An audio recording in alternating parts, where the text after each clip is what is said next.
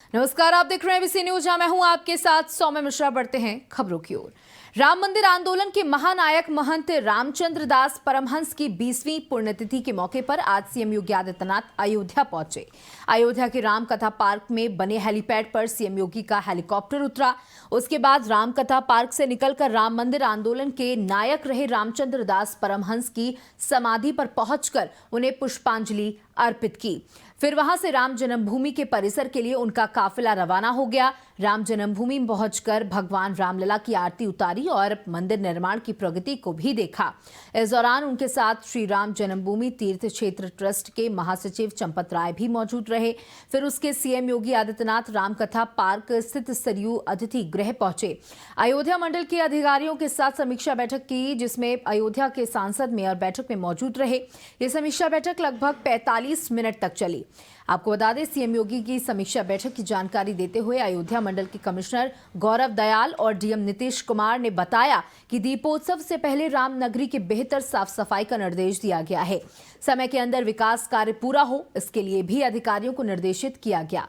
इसके साथ ही रामनगरी में श्रद्धालु जो आ रहे हैं उनके चलने में कोई असुविधा न हो, इन सब चीजों को ध्यान में रखते हुए मुख्यमंत्री जी ने निर्देश अधिकारियों को दिया है। बता दें कि सीएम योगी का दिगंबर अखाड़ा से गहरा जुड़ाव है। गोरक्षा पीठ की 3 पीढ़ियों का यहां से जुड़ाव रहा है। सीएम के गुरु अवैधनाथ और परमहंस की काफी घनिष्ठता थी। सीएम भी अपनी पीढ़ी की परंपरा का निर्वाह करते हुए दिगंबर अखाड़ा राम मंदिर आंदोलन का प्रधान केंद्र भी रहा है।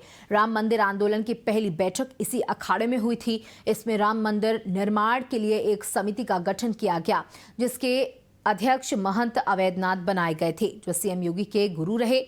1989 में महंत रामचंद्र दास परमहंस को राम जन्मभूमि न्यास का पहला अध्यक्ष चुना गया। इसके बाद ही मंदिर आंदोलन को नई दिशा मिली थी। पूर्ण बिंदु था कि रामपथ का निर्माण तीव्र गति से किया जाए। हम लोग का जो एग्रीमेंट है पीडब्ल्यूडी का, वो मार्च अप्रैल 2024 में है, लेकिन इसको प्रयास किया जाएगा कि इस पथ को, जो सेक्शन है यहाँ से लेके नया घाट से लेके उदया चौराहे तक, उसको सेक्शन को दीपोत्सव के पूर्व कंप्लीट करने के लिए कहा गया है कि उसको फेज़ 1 को इसको जल्दी करने के लिए कहा गया है और बाकी दिसंबर तक पूरा कंप्लीट करने के लिए कहा गया है।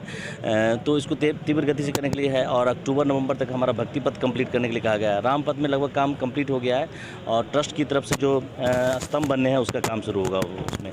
तो इस तरीके से काम को एक्सपेडाइट करने के लिए और लोगों को मार्ग को सुविधाजनक बनाते हुए करने का प्रयास करने के लिए माननीय मुख्यमंत्री जी ने आज समीक्षा बैठक की और उसमें जो काम चल रहे हैं उन सब के बारे में जानकारी प्राप्त की और सभी काम को समय से पूरा करने के लिए निर्देशित किया।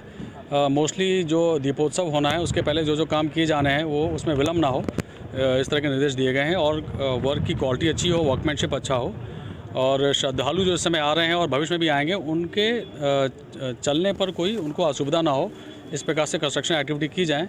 इन सबको ध्यान में रखते हुए इंस्ट्रक्शंस आज